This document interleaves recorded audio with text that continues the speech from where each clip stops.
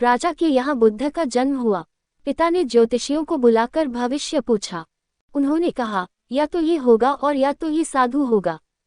एक तरह से देखा जाए तो सच्चा भीतर से साधु ही होता है। जब ज्योतिषियों की भविष्यवाणी राजा ने सुनी तो वे घबरा गए कि मेरा बेटा साधु हो जाए, ऐसा ठीक नहीं होगा। राजा ने पूछा, कोई उपाय बताएं, क्योंकि मैं चाहता हूं कि राजा का पुत्र राजा ही बने। ज्योतिषियों ने कहा कि इसका लालन पालन व पूरा जीवन बड़ी सावधानी में बिताना होगा।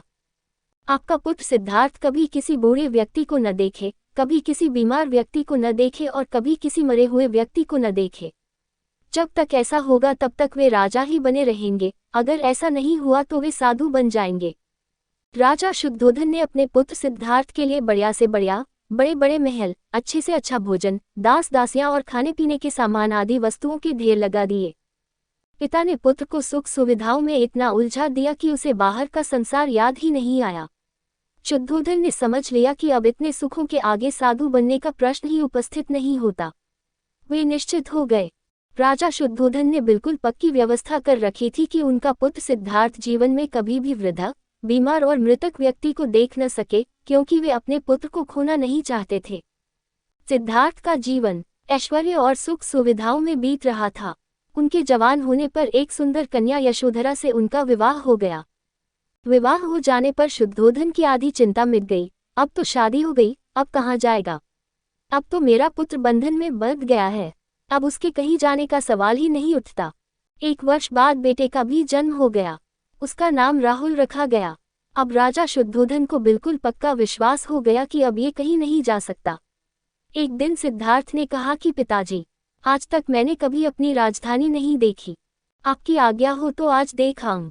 राजा ने कहा, हाँ हाँ, अवश्य जाओ, अपना शहर देख कर आओ। एक सारथी को भी साथ में भेजा गया कि जाओ राजकुमार को राजधानी घुमा फिरा कर लाओ। फिर भी राजा ने चाक चौबंद इंतजाम कर रखा था कि कहीं चूक न हो जाए। सिद्धार्थ के लिए राजधानी के प्रमुख मार्ग खूब सजाए गए थे, पर घूमते घूमते सिद्धार्थ ने थोड़ा उल्टा मार्ग ले लिया। वे उस मार्ग से गुजरने लगे जहां पर तैयारी नहीं थी और आज उनको बहुत आश्चर्य हुआ जब पहली बार उन्होंने एक बूढ़े आदमी को देखा। कमर झुकी हुई, पूरी चमड़ी में झुर्रियां पड़ी थीं। वह परेशानी और डैक से बेहाल था। उसकी चाल बहुत धीमी थी। बूढ़े की झुकी हुई कमर को देखकर सिद्धार्थ को एक झटका लगा और सारथी से उन्होंने पूछा, क्या एक दिन में भी बूढ़ा हो जाऊंगा?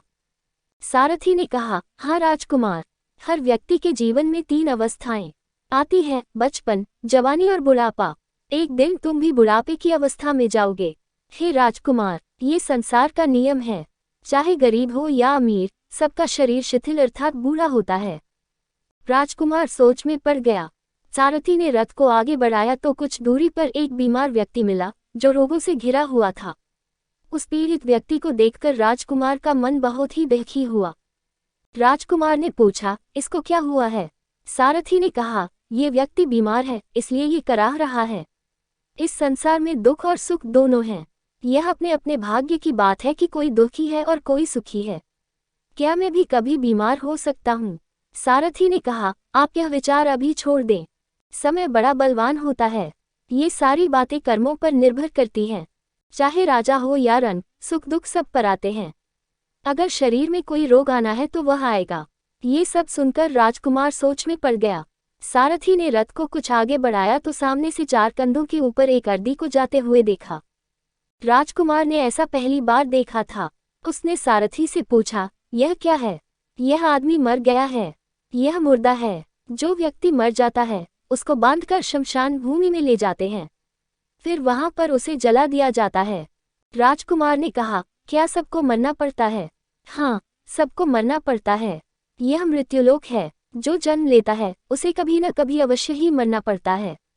तो इसका मतलब ये हुआ कि ठीक इसी तरह से एक दिन मुझे भी मरना होगा। मेरी देह भी मुर्दा होगी और मुझको भी 4 कंधों पर उठाकर ले जाया जाएगा। मुझको भी ऐसे ही रस्सियों से बांधा जाएगा। मेरे भी आगे पीछे घर के सदस्य रोएंगे, तड़पेंगे और जिस संसार को मैंने इकट्ठा किया है वह सारा का सारा मुझसे छूट जाएगा। इसका मतलब ये हुआ कि क्या एक दिन मैं भी मर जाऊंगा? क्या एक दिन यशोधरा भी मर जाएगी? क्या एक दिन मेरा राहुल भी मर जाएगा? सारथी ने कहा, हाँ राजकुमार, एक दिन मैं भी मरूंगा, आप भी मरेंगे, यशोधरा भी मरेंगी और राहुल भी मरेगा, क्योंकि यह सब मरने के लिए ही पैदा होते हैं। उस रात सिद्धार्थ सो न सके, सोचने लगे कि क्या संसार में इतना दुख है, रोग है, बुढ़ापा है, और ऐसे में मैं खा पी कर कैसे जी सकता हूँ। नहीं नहीं, ऐसा मुझसे नहीं हो सकता।